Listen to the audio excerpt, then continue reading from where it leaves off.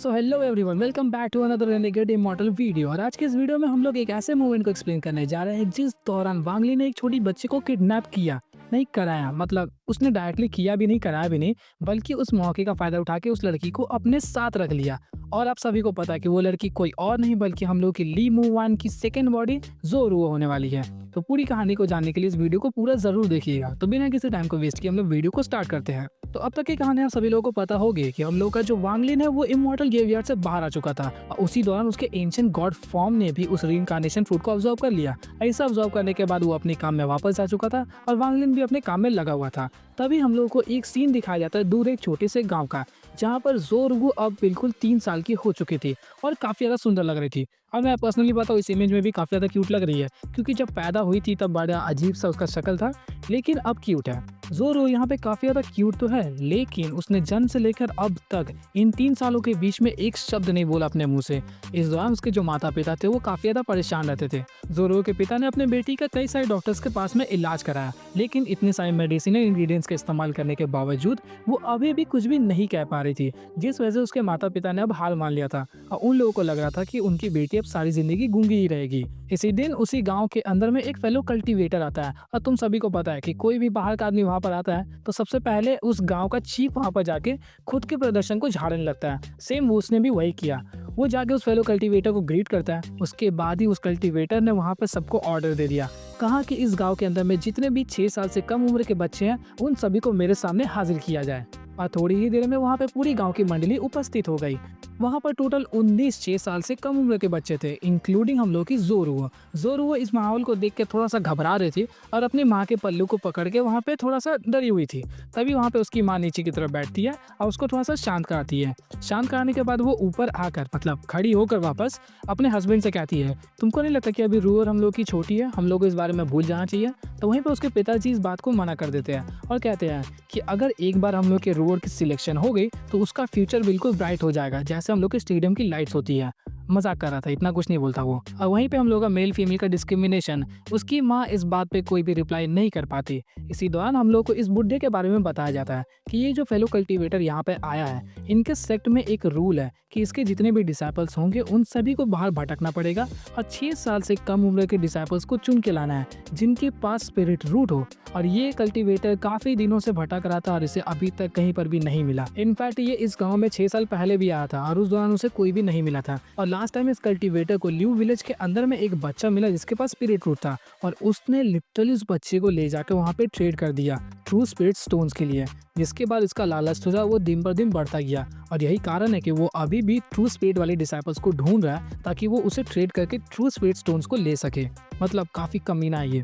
और इसी दौरान ये जो कल्टीवेटर था उन सभी बच्चों के ऊपर में अपनी बुरी नजर डालता है, लेकिन सडनली इसकी जो नजर है वो एक बच्ची के ऊपर में आके रुक जाती है और ये बच्ची कोई और नहीं बल्कि हम लोग की ज़ोरुओ थी। इसके बाद ही वो कल्टीवेटर कहता है कि मैं इस बच्ची को चुनता हूँ। एंड ऑफ कोर्स इस बात को सुनकर वहाँ पे ज़ोरुओ घबरा जाती है और अपने माँ के पल्लू को पकड़ लेती है। तभी सडनली उसके पिताजी यहाँ पे बताते हैं कि ये बच्ची गूंगी है, लेकिन इस बात को सुनकर उस बुड्ढे को बिल्कुल फर्क नहीं पड़ता। वो कहता है कि कोई बात नहीं, हमें से कोई प्रॉब्लम नहीं है। ऐसा कहते ही वो बच्ची को पकड़ के अपने साथ ले जाने लगते हैं। इस दौरान ज़ोरुओ काफी ज्यादा घबराई हुई थी और उसकी आंखों से काफी तेजी से आंसू बह रहे थे। ऑफकोर्स वो 3 साल की बच्ची है और अपने माता पिता से अलग होने पर वो रोएगी और डरी हुई तो होगी साथ में, लेकिन उसके पिताजी वहाँ पे शांत रहते हैं। तभी अचानक से वहाँ पे ज़ोरुओ चिल्ला पड़ती है और वो जैसे ही चिल्लाती है मेरे दिमाग में बस यही रिएक्शन चला और वो वहाँ पर अपने मोम डैड को पुकारती है। इस बात को देखकर वहाँ पे वो ओल्ड कल्टीवेटर कहता है, देखा कितनी अच्छी बात है, अब ये बोलने भी लगी है। और ऐसा कहते ही वो उस गांव से बाहर की तरफ जाने लगता है। इसके बाद ही जैसे वो विलेज के एग्जिट के पास में पहुंचता है और मुझे पता है कि आप सभी के मन में एक ही सवाल चल रहा है कि आखिर ती यान कहाँ गया, जिसे वांगलिन ने एज अ बॉडीगार्ड यहाँ पे रखा था। और मुझे भी लगा कि ऑफकोर्स वो काम चोर है जिस वजह से वो यहाँ पे मिस कर दिया, लेकिन आगे चल के पता चल जाता है कि एक्चुअली में यहाँ पर हुआ क्या। इसके बाद ही जैसे ही वो कल्टीवेटर अपनी फ्लाइंग स्वॉर्ड को निकालने आता है तो जोर वो उसके हाथों पर काट लेती है, जिसके बाद वो कल्टीवेटर गुस्सा होकर उसे एक तबड़ाक मारने वाला था। तभी सडनली पीछे से आवाज आता है, तुम्हारी इतनी हिम्मत, तुमने मेरी गर्लफ्रेंड को हाथ लगाया। इसके बाद ही वो बुड्ढा जैसे ही पीछे की तरफ मुड़ता है तो उसे नजर आता है एक व्हाइट रोब पहना हुआ कल्टीवेटर, जिसे देख के उसके पैंट के अंदर में सूसू निकल गई। उसके बाद ही वांगलिन एक बार हाथ घुमाता है, वो कल्टीवेटर दूर जाके गिर जाता जाता है। और एक्चुअली में यहाँ पर वांगलिन ने तियान को 1 साल पहले ही क्लाउड सेट में वापस भेज दिया, क्योंकि वहाँ पे कुछ काम आ गया था और वो पर्सनली अभी फिलहाल के दौरान जोरो के ऊपर में नजर रखे हुआ था। और अभी तक उसने कुछ भी नहीं किया, क्योंकि वो चाहता था कि वो बुड्ढा जोरुओ को लेके गांव से बाहर आ जाए। एंड ऑफ कोर्स वैसा हुआ भी। और जैसे ही वो जोरुओ को लेके बाहर आया, वहाँ पे वांगलिन उसको पीट दिया और अब उसे लेके जा रहा है। तभी सडनली वहाँ पे जोरुओ कहती है, अंकल। हाँ, मुझे पता है काफ़ी ज़्यादा ऑकवर्ड लग रहा है, क्योंकि मैं भी जब पढ़ रहा था मुझे हंसी आ गई, क्योंकि होने वाली बीवी होने वाली भतीजी बन गई। खैर बात अलग है, हम लोग क्या ही कर सकते हैं, फिलहाल के दौरान अंकल ही हो।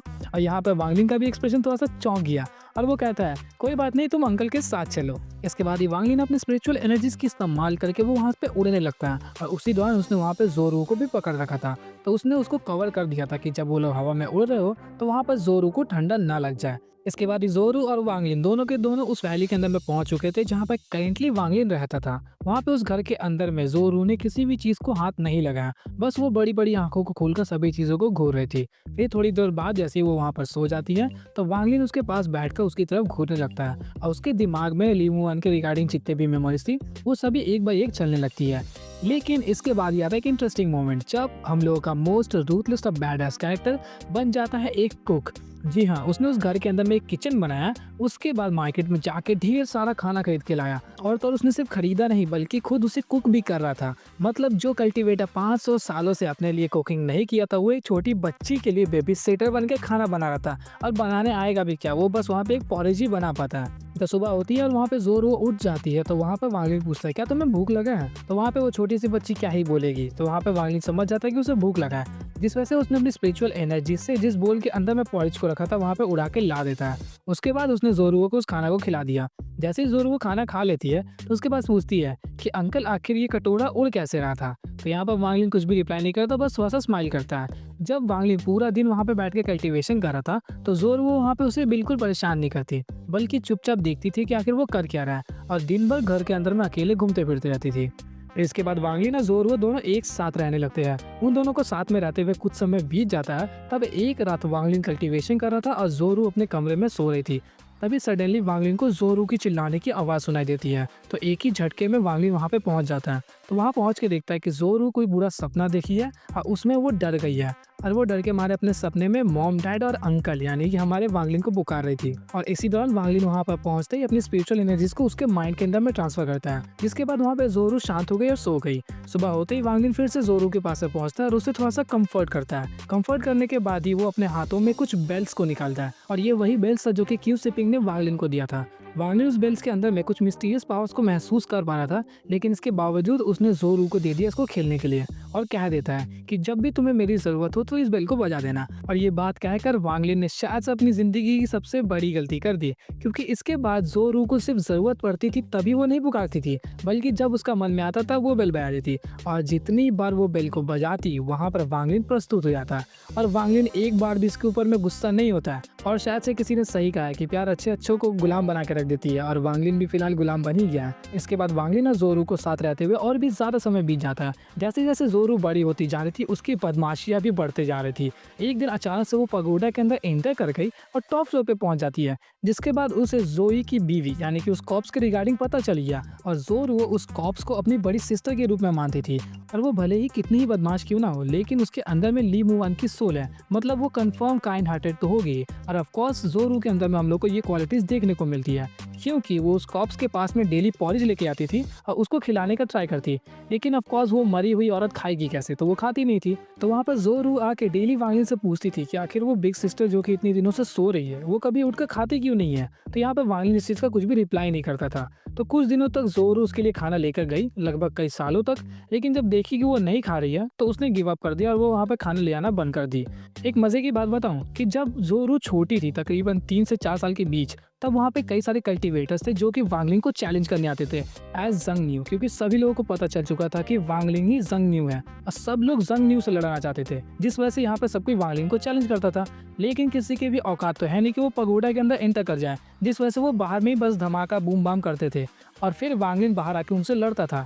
लेकिन तुम्हें पता है कि कभी-कभार वो लोग इतना ज़्यादा बूम-बाम करते थे कि ज़ोरू की नींद खराब हो जाती थी और इस नींद खराब होने की वजह से वांग लिन इतना ज़्यादा गुस्सा हो जाता है कि वो बाहर जाके लिटरली उन सभी कल्टीवेटर्स को जान से मार देता। और एक सीन हम लोगों को ऐसा बताया गया जहाँ पर वांग लिन उन सभी कल्टीवेटर्स के सर को काटकर पहाड़ पे टांग देता है। So that's all for the video. तो आज की इस वीडियो को हम लोग यहीं पर एंड करते हैं क्योंकि ज़ोरू अभी वांग लिन के साथ में कई सालों तक रहेगी, तकरीबन जब तक वो 10 सालों की नहीं हो जाती और वांग लिन उसे छोड़ के उस दौरान जाएगा जब वो सुजाकू प्लैनेट के ऊपर में रेड बटरफ्लाई के साथ में लड़ाई करने वाला होगा उस दौरान। तो अभी काफ़ी लंबा टाइम बाकी है। तो आज की इस वीडियो को हम लोग यहीं पर एंड करते हैं। आई होप कि आप लोगों को वीडियो अच्छी लगी होगी। अगर लगी है तो एक लाइक तो बनता ही है।